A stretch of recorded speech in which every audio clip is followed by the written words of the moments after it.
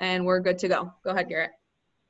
All right, so I'm going to actually have Chad do a little bit of an introduction, and then we'll get going. Perfect. Garrett, can you go ahead and click me through? If you guys were on, and about 5 or 6 bullets on this slide, if you all were on the call with Tom Wood at the start of the month, you would have seen some of this information that I'm about to present. But just to frame up this call and the purpose for this call. Right now, we are up today 38% year over year on sales landed. So let that sink in for a minute, that we are up 38%. It's 38.7% on sales landed.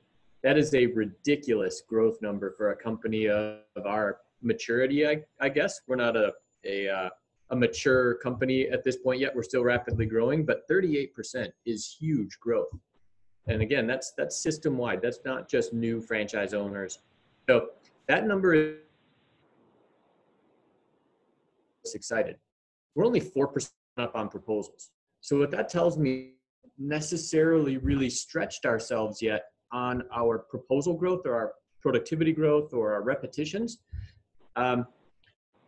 Fact on close rate. Close rate's 37%, up from 27.6% from a year ago. So the competitiveness work, the working with our design associates in the field, the finding good talent on our teams. Close rate on paid leads is up from 18%, it's up to 27.4%. So if you are on a PA program, you're seeing yourself, actually system-wide, you're up 9 points on those leads. And then 56% of our network missed their January proposal number. So again, we're only up 4 points on proposals. Next bullet, Garrett. And we have a very solid economic outlook. So that impending recession has slid, according to the economists, and we have a solid economic outlook for this year. Next bullet, Garrett. And our proposals per mobile showroom are currently at 3.9 proposals per mobile showroom. So what that tells me is we are getting really good at monetizing our efforts. It tells me it's time to put our foot down on the gas and actually grow that proposal number that we have in our business, because we'll turn that into commissions and profits and more work for our installers. So it's really time to hit the gas on those things. And if we click to the next slide, Garrett, the purpose of this call is really to start to work as a team to drive our local marketing implementation. And if we go to the outcomes, then I'll frame it up just one last time here. Outcome number 1, we more thoroughly execute our local marketing systems and standards. We have the parts and pieces. Garrett will talk to those in a little bit. We just need to execute them more consistently as an organization. We bridge the gap, or any gap that we have between in our leads and proposals versus plan. Or if you're a design associate in the field, if you're writing the 3.9 proposals a week, you bridge the gap to get yourself to 6 or 7. We can do that. You can do that as an individual. We learn something. So we practice, we get better at something, we skill ourselves up on something, we pick up a couple tips along the way, and we have some fun. Of course, there'll be some competitions and so on in our call series. So at the end of this call, what we're gonna ask is if you want to participate, we'll ask you to raise your hand, not actually physically on the call, but nominate yourself to be a part of the program. It'll be a weekly call ongoing we haven't determined the length of the call series, where we are going to drive as a team to move our local marketing adoption, thus increase that proposal number, which is monetizing at a really nice rate in commissions and profits. So at this point, I'm going to turn it over to Garrett. Garrett will walk us through a handful of slides. Perfect. So you guys can hear me? Sounds good? Yep. Awesome. So yeah, and so Chad spoke to it from more of the business planning perspective, right? We all have set our 2020 objectives by now. We're all driving towards trying to hit those outcomes on our path towards our 3-year BTO. I want to draw attention though to the financial implications, or the reasons why. It's the kind of why should we think about this now? Why should we be thinking about problem solving this in real dollars and cents? So what I'd like for you guys to do is take just a minute here and go to your business plan that you've written for 2020. I want you to go ahead and grab where do you need to be as of the end of this month? So what's your business plan say that you need to be at from a proposal standpoint? The one thing I'll ask you to do is take the full January number, take the February number where you need to be at. You want to divide that in half since we're only about halfway through the month. Just do a first ease of math. So I'll just give you a minute to pull that together. The next thing as you're doing that, I'm going to ask you guys to do is go ahead and grab where you're at currently with your proposals. So if you need to open up InspireNet or if you have that number handy, what I want you guys to do is take your business plan. So basically your January plus half of your February number from your business plan, and then see where you're at and bump that up against currently. How many proposals have you written as an organization?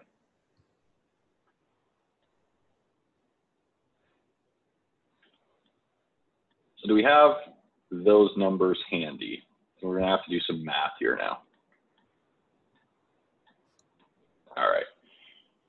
So that number should either provide you guys with a gap or an opportunity. Gap meaning that there's a difference between where we're at and where we want to be, and we need to be able to fill that in order to get back on plan. Or opportunity meaning we're ahead and we've got some traction towards maybe increasing or growing the number versus where we want to be at the end of the year. But we're going to take a look at the financial implications of that. So I want you to do some of this math, which is I want you to take the difference, so the gap, or the opportunity number, whatever that is, and I want you to times that by 2. What that's going to give you is how, if we continue on the same trend, where are you going to be at the end of the quarter? Is the gap going to grow, or is the opportunity going to grow, right? Once you got that number, you're going to times it by your close rate, because these are proposal numbers. And that's going to give you how many jobs that you're going to land off of that opportunity, or potentially miss as part of your versus your business plan. You're then going to take that and times it by your average job size, which is going to give you the dollar amount. And then you're going to times that by your produced gross margin. If you don't know that offhand, you can just go ahead and use your sold gross margin to give you a little bit of a, get at least close to the number that we're looking for here. So what you should be left with, guys, is a dollar figure of this is the cost or this is the opportunity I have if we either continue to grow that opportunity or if we don't plug that gap. This is the real dollar amount that either you're going to be short or it's going to be in your pocket at the end of the day, or at the end of the quarter, I should say.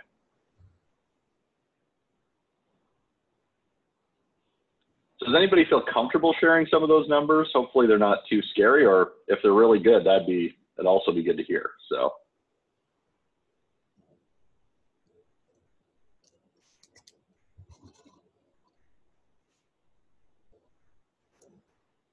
All right, well, sounds like we're a little bit shy, but it's probably a fairly sizable number, and my hope is that this is a problem worth solving from a dollar perspective. Garrett, I grabbed someone who was on the call, and it's 17,000 in gross margin. Yeah. Wow, that's significant. That is a big problem we're solving.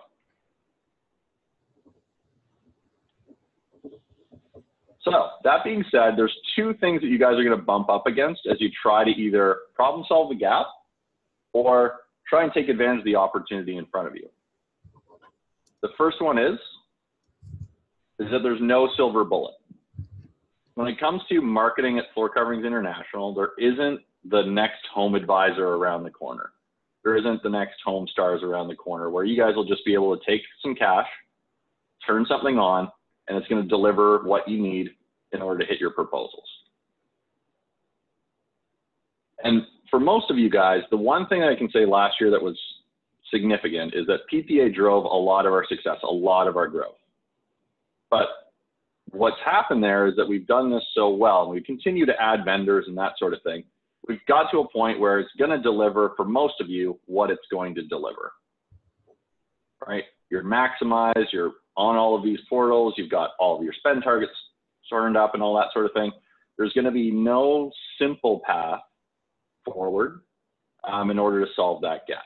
It's going to probably be a mixture of different things, and part of why we're going to be hosting the call series over the next few weeks. The second thing that you guys are going to be bumping up against is that there's not really any cavalry coming. I can't go and solve this problem for you. So I'm going to use an analogy that I think of when I think of this employee versus entrepreneur from my days as running a franchise. So I had a painter who was doing some work on a roof. They kicked over a gallon of paint, and all of a sudden there's white paint all over a black metal roof. Painter gets up, walks off the job site, never hear from them ever again. What happens is customer calls me and says, Garrett, we got a problem. Paint cans all over we got to fix this, right? The response that goes through my brain first is, that's not my fault. That was their fault. They were the ones actually painting the soffit and fascia. They were the ones that actually kicked it over. But at the end of the day, that's my customer.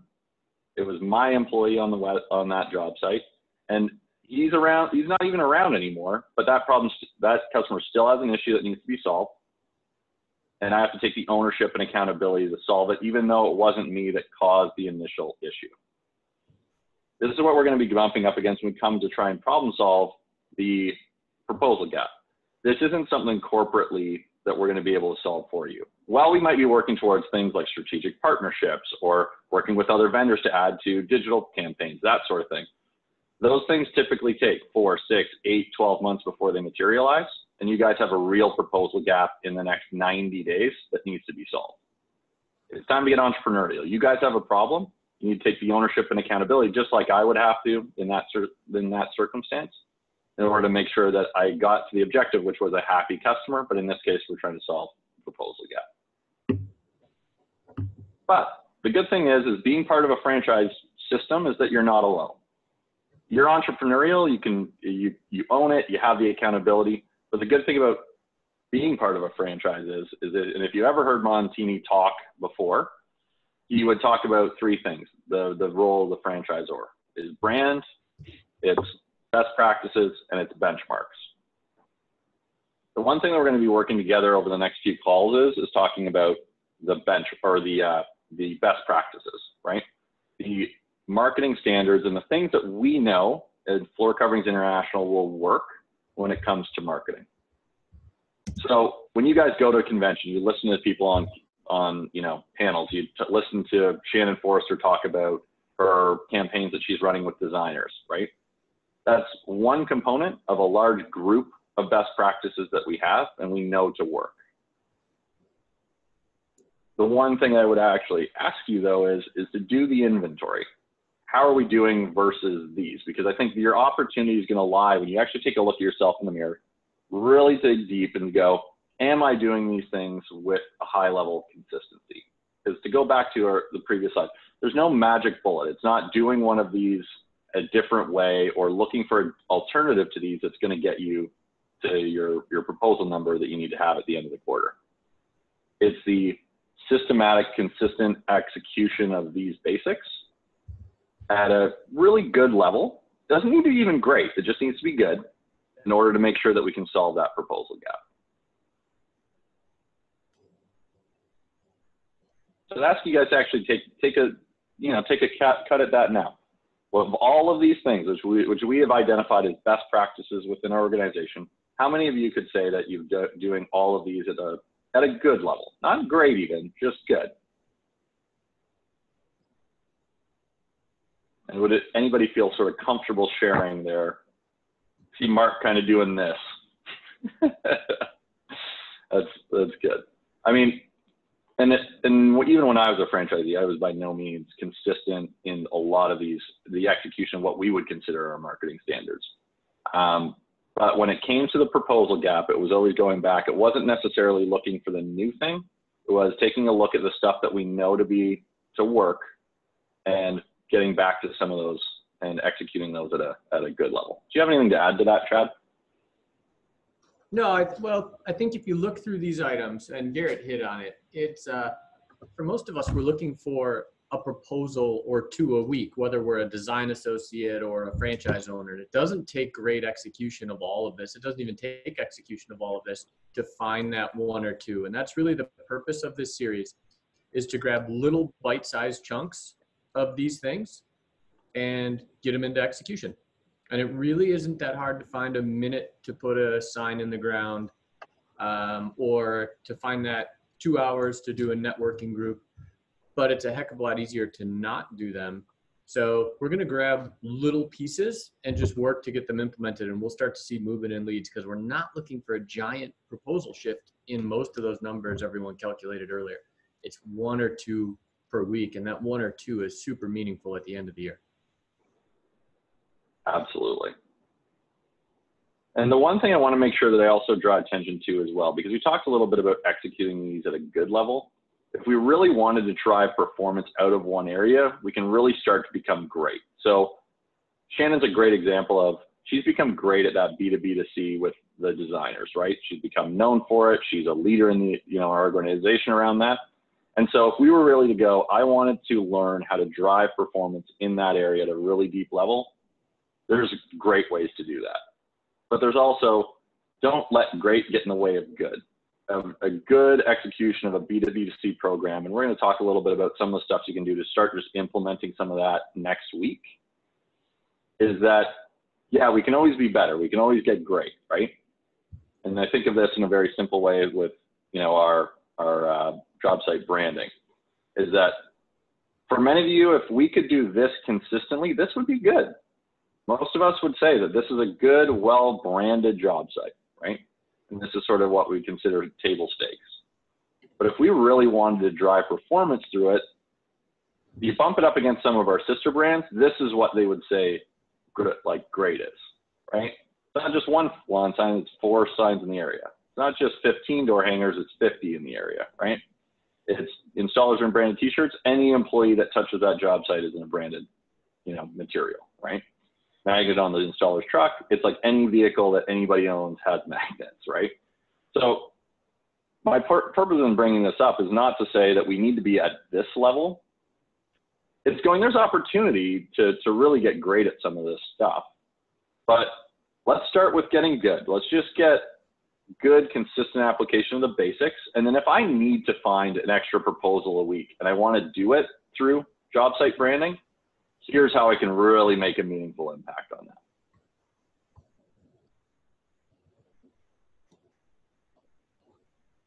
All right, so that being said, I want to actually kick it over to Chad and Taylor to discuss some of the stuff that we'll talk about for next week. And actually, if I could get the screen share, Garrett, let me do that business plan piece real quick. Oh yeah, completely forgot. So thanks, Chad, for reminding me. So one of the things I just wanted to cover off real quick, let's see if I can do this. Sure, it looks like it should be working. Everyone has access to marketing plan. If you're a newer franchise owner, you probably have a different version of a marketing plan that you have access to. If you're a franchise owner that's been in business a couple years, at least all of 2019, this is a really helpful tool. So I'm going to take about probably 5 minutes and just walk us through how to complete this plan really quickly.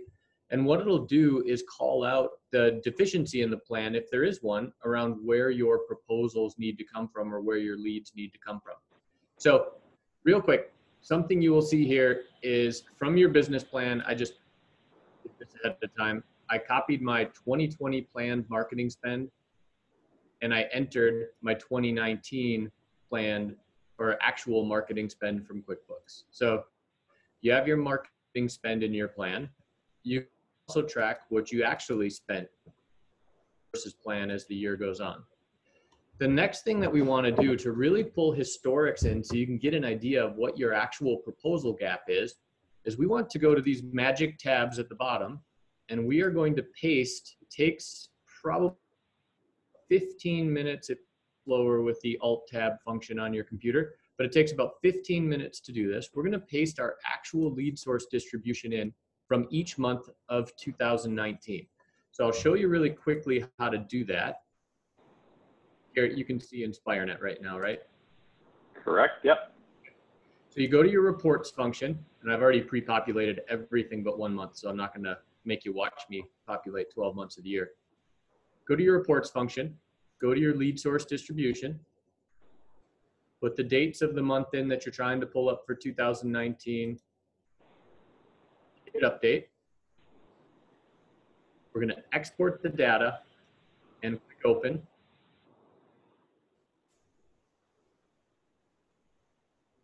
And I am simply going to go in the upper left-hand corner, highlight the sheet, click copy. I will Alt tab over to my marketing plan. That was my January lead source distribution. Corner, hit paste.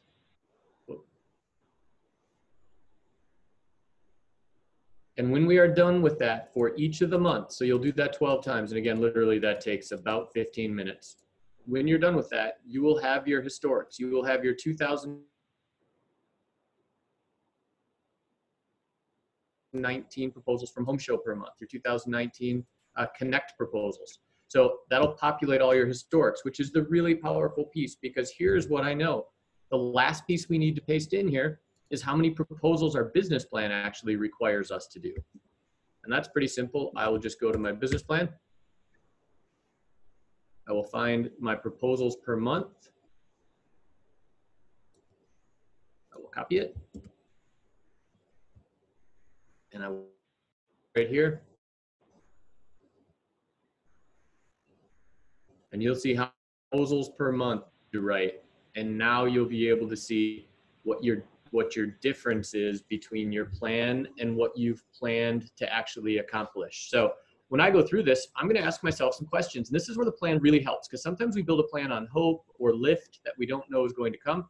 But if you had the paper appointment program fully turned up last January, you could probably expect to get about the same amount of proposals as you did the prior January. If it was fully turned up in February, you could probably expect to write the same amount of proposals. If it wasn't on in January and February of last year, but it is now, you should probably talk to your ops person or get a prediction of what your digital proposals should be from a plan.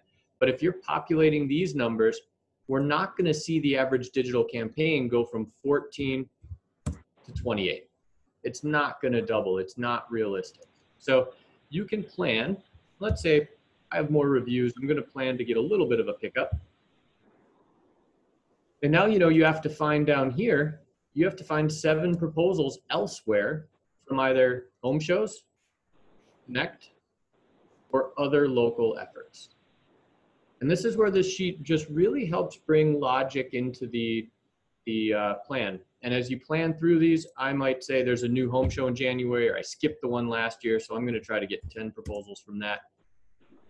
Now I have enough proposals to cover my plan for January.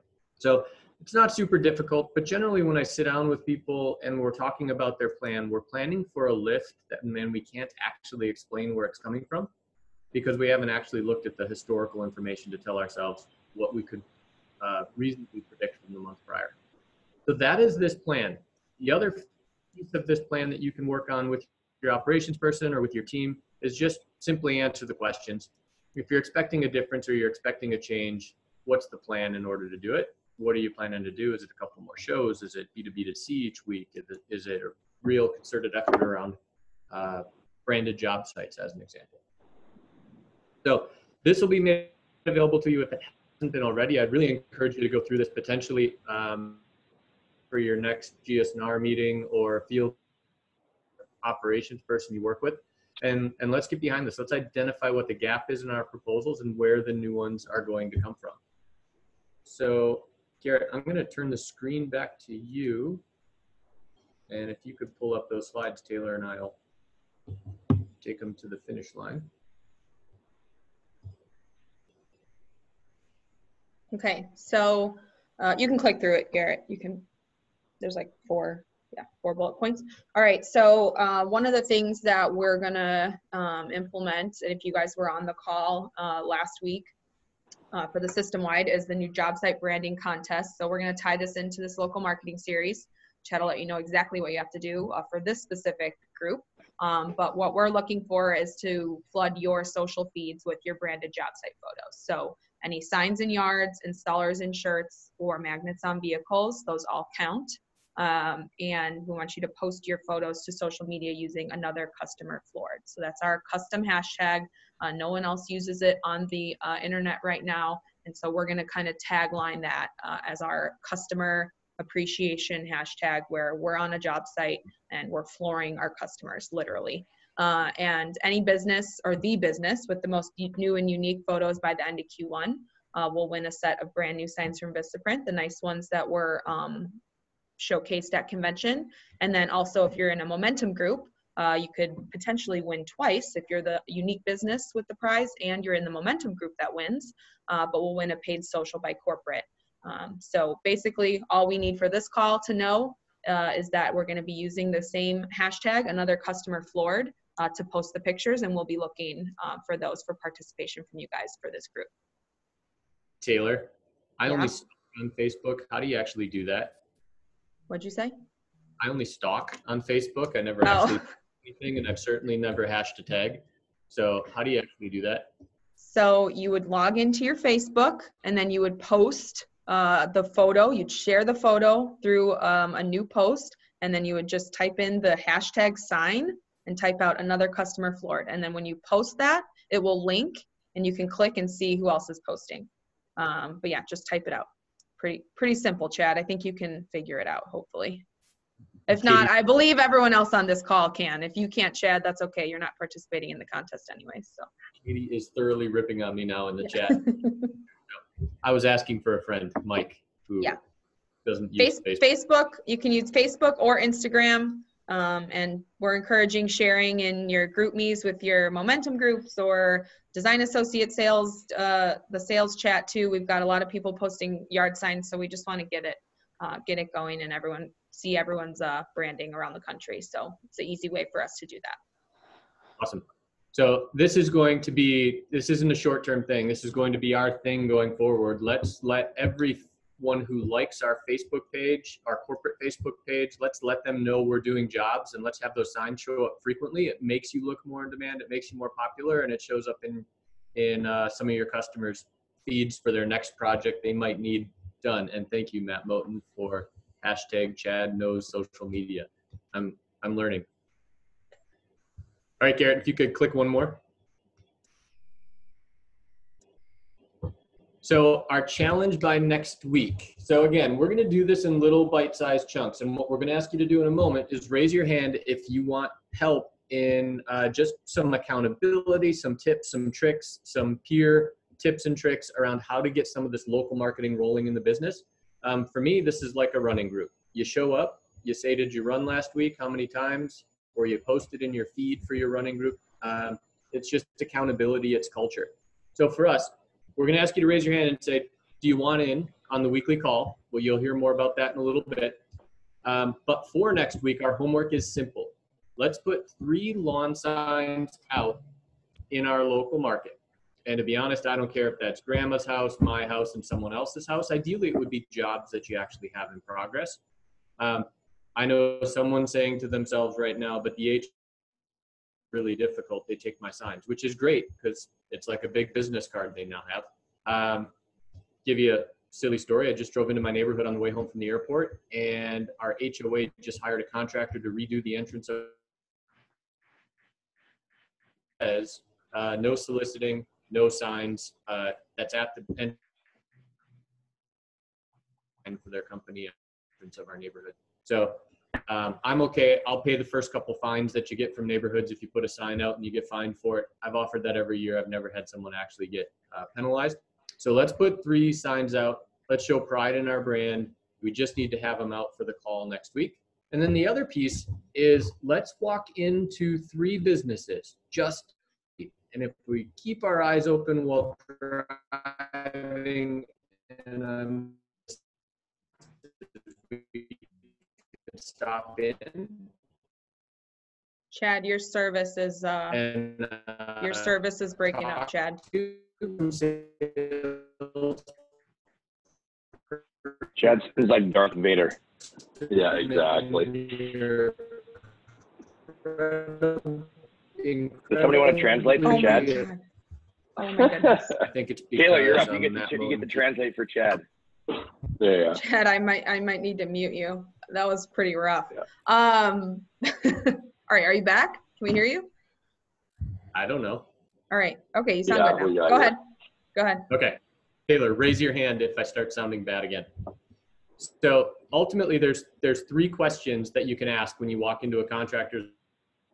It's just really simple. Hey, how do you handle your flooring? Hopefully we introduce ourselves first. How do you handle your flooring? Who would I speak to about becoming a preferred flooring contractor? And is that person available? That is it. Get a business card, walk away, strategize. If you're aggressive as a salesperson, try to find that person in the office and go talk to them. If you're not, just come back and strategize with your ops person or someone on your team on what you can do to follow up, what a good follow-up plan would be. It's literally that simple. You'll probably get one person who gives you the cold shoulder. You'll get one person who lies to you and says that they'll give you work, but they won't. And you'll get one person who's pretty warm and might be someone to follow up with. And overall, you'll grow your business pretty quickly if we're doing that on a weekly basis. So that is our homework for next week. Garrett, if you could click, I think one more time. This is sign up. So actually the one thing that we forgot is the thing that I forgot earlier, which is the quarter's worth of marketing plan. Yes, actually, I would say do that whole marketing plan that we talked about earlier. I'd encourage everyone just to do the whole marketing plan. Know where you need at the end of the quarter, how many proposals, what kind of gap you have, how many local proposals you need to generate by the end of Q1, because we'll ask that question on the next call. How many local proposals do you need to generate to bridge the gap in your plan? Perfect. So what we want to do is we want to create a group of people who are committed to moving the needle in local marketing and supporting each other moving forward. So this will be an opt-in, and there's going to be 2 ways to do that. So the first is you can email me directly, so gwalters@floorcoveringsinternational.com, and I can get you guys signed up and on to our call series. The other way is there's going to be an email link going out to the network with this recording later in the week with a sign up sheet where you guys can actually sign up through that link. So if you're excited, you just really want to make sure that it's on my radar, go ahead and email me. Or you can go ahead and click that link that's coming out. Or, you know, if you want to send like a carrier pigeon to Aurelia, you can also do that. But I don't know how quickly they get here. So it's quite cold.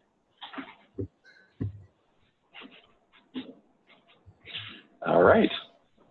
So the call is 11 a.m. Eastern next Tuesday. And again, you opt in, we'll send you the link in the invite to join. One little challenge that we have for the group is for all of the pictures we see using that hashtag for the call next. If you're on that call, we'll raffle off some $50 gas cards to you send 5 pictures over or via that methodology. We'll raffle off some gas cards next week on the call. So again, a little bit of competition, a little bit of fun, and a little bit of accountability. So I'm actually going to just open it up. We have a few minutes before Taylor takes over. Does anyone have any questions on local marketing or what to expect in this series or how to put a lawn sign in the ground?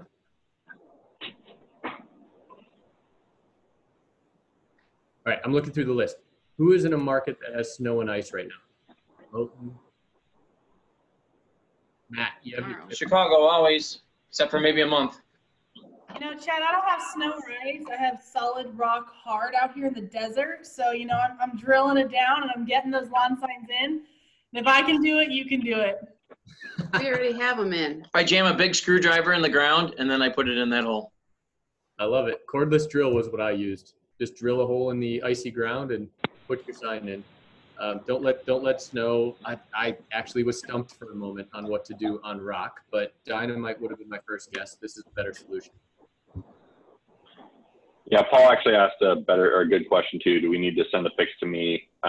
Just tag them on Facebook or Instagram. We'll be able to find them through that. I have no idea how that works, but thanks, Garrett. Taylor's got us covered. Yeah, that's why Yeah, you're don't not worry. in That's charge why. of that. Yeah, it's why you hire millennials, right? Yep. I can print that PDF for you later. Yep. What other questions? Any questions around the local marketing, or what businesses you're going to walk into this week if you're going to hit your screen and join the call next week?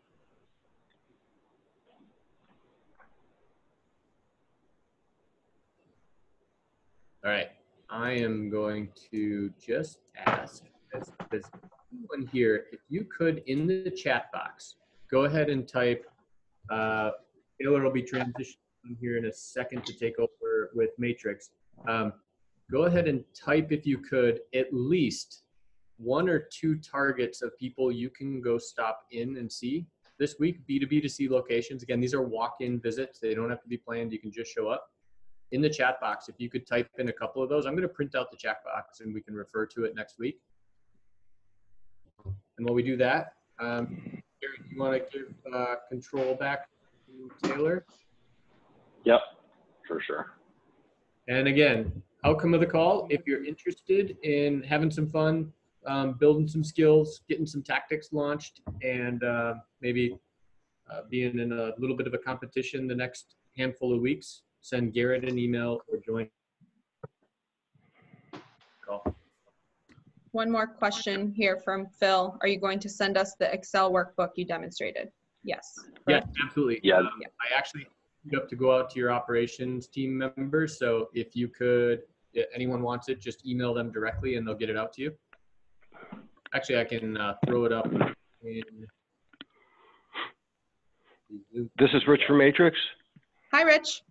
I'm going to give How you we a doing? quick good. How are you? I'm going to give you a quick intro, and then you can start sharing your screen for your title slide if you want, and we'll get rolling in a few minutes. Okay, great. Thank you. So for everyone on the call who just joined us is Rich Profeta. He's our account manager with Matrix Imaging. He was at convention, so hopefully some of you guys got to meet him. How we typically do these monthly webinars is from 3 to 4 Eastern. That's second Tuesday of each month. This month, we started at a half hour early so that Chad and Garrett could join us and kind of launch our new local call series. And then the back half of the call is going to be with Rich. So he's going to share his presentation for us around a direct mail program that we can roll out on the corporate level. So myself and Rich will be managing it on the back end as a corporate account. And then if you want to participate in it, you just would need to sign up and then be responsible for the cost, obviously. But Rich has worked with a couple of our franchisees. In particular, he'll go through his relationship with Matt Werner, which a lot of you know who he is. He just won the President's Award this year. So at convention, Matt's one of our longstanding franchisees, and he's developed a great program through Matrix Imaging with direct mail. There's also a new homeowner program that Rich will go through too. So we're happy to have him here, and thanks for joining us, Rich. And if you want to share your screen, you should be able to. If you're having any difficulties, let me know. If I just hit that, and if I just hit that, can you guys see that new homeowners movers program? We cannot. You cannot. Okay. Now I'm hurting. Okay, let me see. I actually can, Rich, do you want me to pull it up on my end and I'll click through for you, your presentation? Oh, yeah, sure. Yeah, sure. Okay. Give me 1 second. I can do that.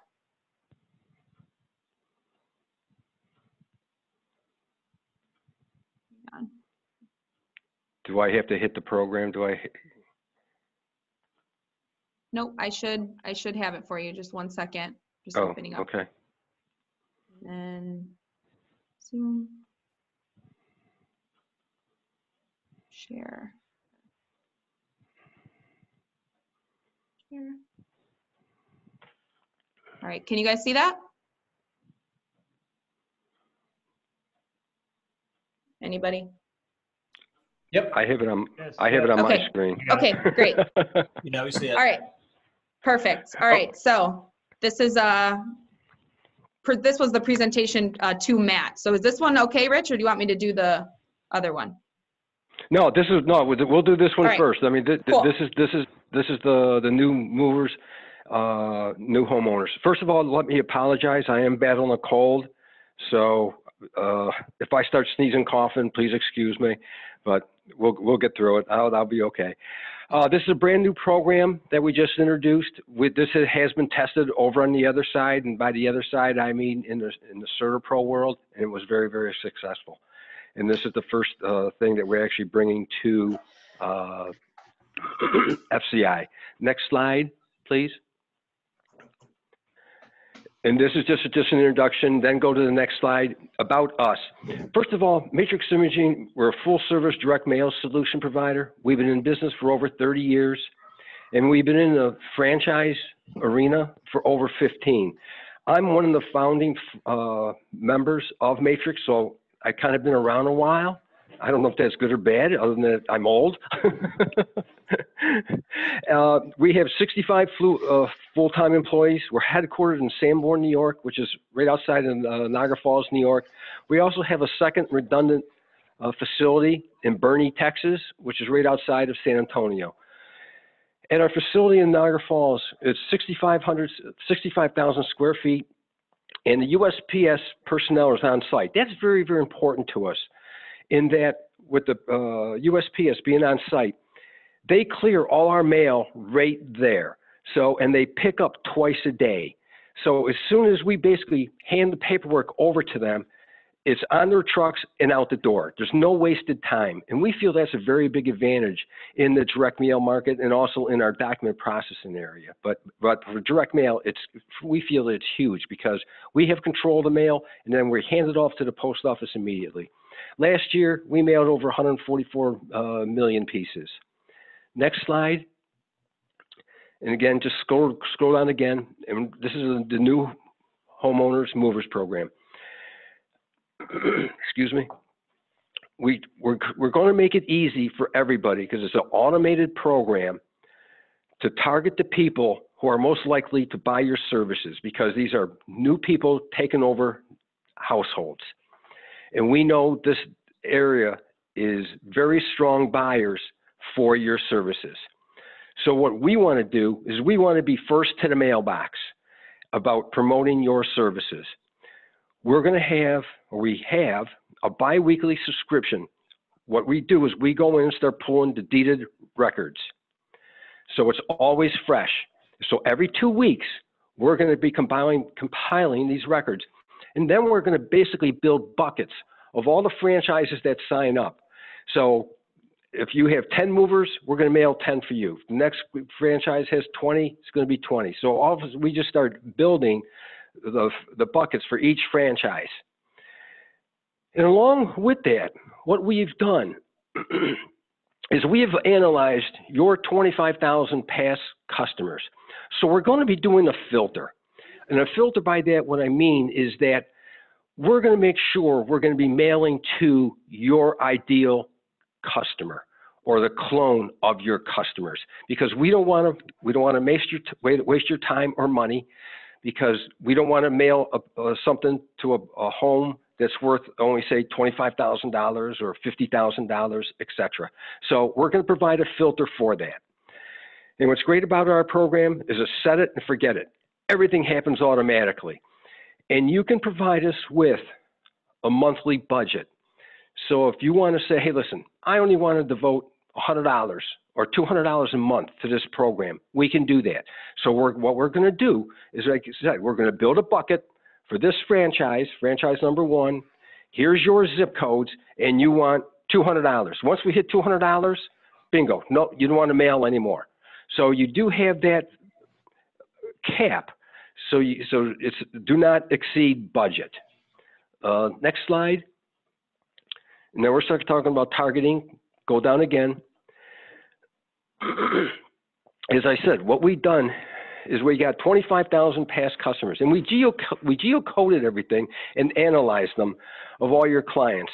And then we scored them as to the demographics and psychographics.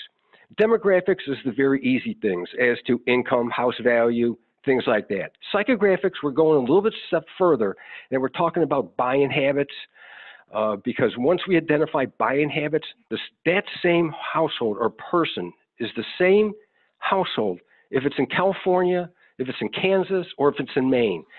So again, with providing all these filters, we know we're going to get to the clones that are your people. And also, we've just pulled out, in the next slide, I'm going to show you some of the data selects that we're utilizing. And there may be some other data selects that may be important for you guys that you may want. For instance, if we can pull out square footage of the home. I don't know if that's important to you, but again, all we're going to identify in the next slide is what we found. First of all, there's a map of the country, and basically that shows the concentration of your current clients. The next slide. Excuse me. Here's where we're starting to get into some of the very interesting things. We found the age range for a household is between 40 and 67 years of age. Children present, there's no statistical difference. Gender, no statistical. Education, completed college or grad school. Household income, over 100K. Home market values, over 300. Length of residency, obviously for right now, it's not important because we're doing new homeowners, new movers. Those are the people that we're concentrating on. Marital status was no statistical difference. Occupation, no statistical. Net worth, 500,000 and plus. And also when we found out those demographics, we utilized Personix and Prism when we're starting to talk about life clusters. And when I mentioned about a life clusters, in other words, like when you look at Personix, the very first life cluster is an established elite. An established elite is the same household if it's, like I said, in California, Kansas, or in Maine. So these are the people that we're concentrating on because we know these are your clients. These are your current customers. And we're just going to try and find the clones. Next slide, please. Scroll down again. The 100% mail verification. This is very important. Matrix, we've built our company. We started basically in document processing. Document processing is processing of bills, statements, stock ownership, those sort of things. Very critical, very personalized. You know, we can't mix up two households. You know, we can't put John Smith in with George Jones. So what we've done, and our system is built on this, is we assign a barcode to every mail piece. So that does a couple of different things. First of all, it identifies the document throughout our system. So we know 100% at which stage it is within our production system and 100% when it's mailed. And again, in the direct mail arena, you do not find that because usually in the direct mail arena, if you talk to a lot of letter shops and everything, they go, you know what, it's direct mail, we got close. You know what, but our system is not built on close. Our system is built on 100% accuracy of every mail piece. So when we know that you've ordered, say, 500 documents to be mailed, we guarantee 5,000 documents have been mailed. And the way we do it, if the machine eats a piece, there's a barcode, we just scan the barcode, we reproduce the mail piece and put it back into the mail system. So that's one of the ways that we are verifying 100% of anything that comes in or that was ordered is definitely mailed. The actual mail pieces, go to the next slide. And again, we've just mocked these up, and Taylor is going to hand it over to you guys' corporate design department to make sure your branding is all the same and everything else. But we just mocked this up as to an idea that can be mailed. And obviously, we took advantage of showing your mobile showroom that comes to the household, and it's very important. It's a 6x11 postcard. It's an oversized postcard. The reason why we do it stands out in the mailbox. It's obviously in today's day and age when some people go to the mailbox, you know what? We want to make it stand out. And again, this is a 4-color process card, oversized, so you get a lot of branding and it stands out. Next slide. We're going to also utilize what we call a self-sealer. A self-sealer is basically, when you look at, this is an 8.5x11 sheet of paper, again, glossy stock, heavyweight stock, that's folded in half. Okay, so as you can see, the front is the mailing panel, the back is the back panel where you got graphics, branding, and everything else. But on the inside of the self-sealer is an actual letter. And the reason why we're going to do this is we're recommending 3 rounds. The very first time we pull the data, so we know that's a brand new person, that's a new homeowner or new mover, and in 6 months, we're going to mail this self-sealer. A little different message will apply to it, but it's an additional touch. And then we're going to go back after 6 months again. We're going to mail again with the postcard. So what we are doing, we're having multiple touches. One of the people I went and met at Besitos or someplace like that, where I That got are an earful automatic. from them about Hey guys, BNI can and you, leadership of BNI. Tampa, and he was like Tampa, formerly a can you Shaw guys mute certified your, flooring can you mute inspector your and line, please? all that jazz. Tampa. Wasn't that these guys? All right, sorry, Rich. Okay, thank you. Go ahead. Another thing that we are doing is not only we're touching the people with a printed piece, like the first time we get the data at 6 months and 12 months, we're going to do IP targeting. And again, go to the next slide. IP targeting is we're going to present digital ads to the household.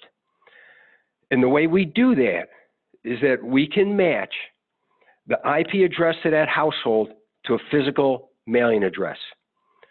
And we're going to start dropping these ads. Again, these are mock-ups, but these are basically 2-size ads that we would recommend that's going to match the mail piece.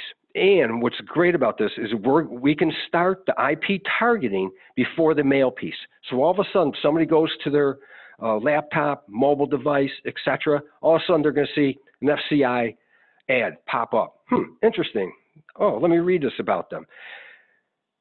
And it's automatic. And then all of a sudden, the mail piece is going to show up. So not only are we touching the people physically with the printed piece, we're doing them electronically. Next slide, please. And again, with the IP targeting, we cannot match 100% of the households. We can usually match anywhere between 50 to 70% of the households. And again, when we do match, we're only going to match the households that we know that it's a 95% certainty. We're not going to, if it doesn't reach that certainty level, and we do all that by when we show that we're trying to do our matches and finding all the data and everything else, we know if it's a 95% certainty, then we're going to match. And we usually match, like I said, between 50 to 70% of the households. So not every household is going to get the IP targeting. It's going to be in that range, at least 50% of the households. And what we do is we recommend 10 display ads.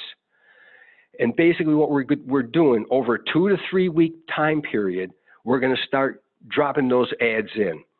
So, and once the 10 are used up, we stop the program for that household. Okay. But again, just think about it. We start doing it at the beginning. As soon as we pull the data, the mail piece shows up, say like a week later, and then another week or so, we're still hitting them with the digital ads. But every household within that 50 to 70% is going to get hit 10 times. In summary,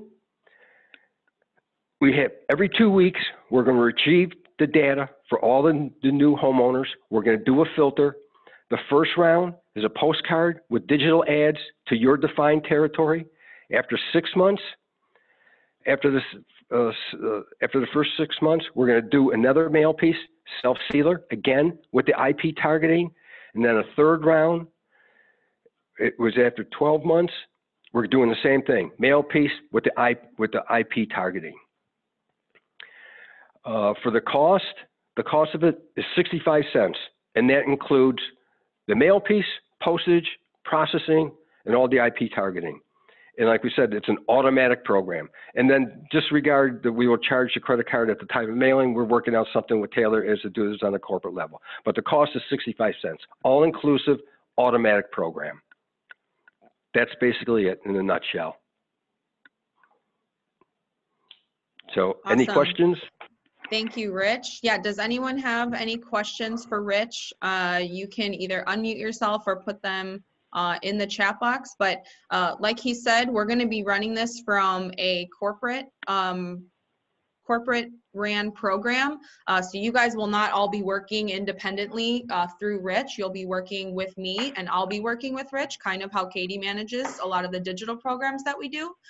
So I'm going to send out a sign up form fill to the network. If you're interested, please fill that out and we can get your program going. And then if you need any more information, or we can, obviously this call's recorded, we can share the presentation.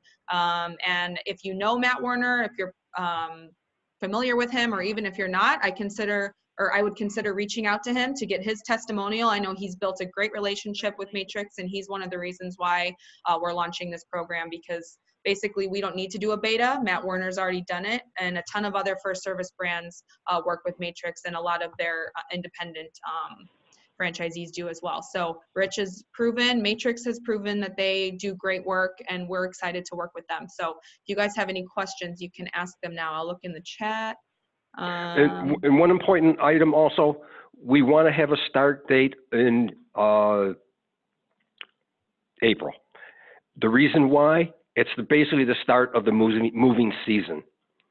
Because when you look at the moving season, it starts, like in say in March, but then all of a sudden just starts a big bell curve, starts ramping up April, May, June, July, August, and then starts coming back down again.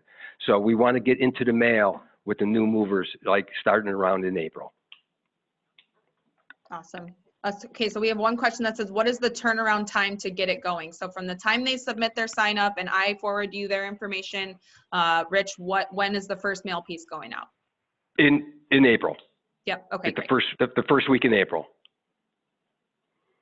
And when do we want to put a cutoff time for signups? Like how much before the first week of April do you need that information? About 2 weeks before. Okay, great. And another thing that's very important also, if a franchisee has a do not mail, hey, listen, I got a lead, I got the job, whatever, you have to notify us to take them out of the mail program. So then just either have an email go to Taylor. Taylor just send us an email to my customer service people so we can delete that household, because we don't want to mail to somebody who's already responded. Great. Does anyone have any other questions for Rich? All right, I think that is it. Thank you so much, Rich, for your time today. Obviously, we appreciate you coming, even with a little cold. You did great.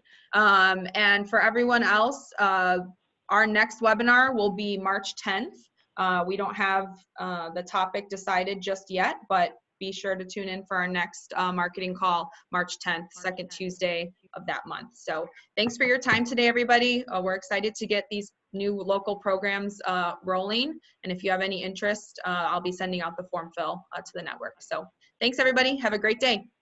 And thank you very, very much for your time and consideration today. Thank you. Thanks, Okay, Rich. bye now. Bye, everybody. Bye now.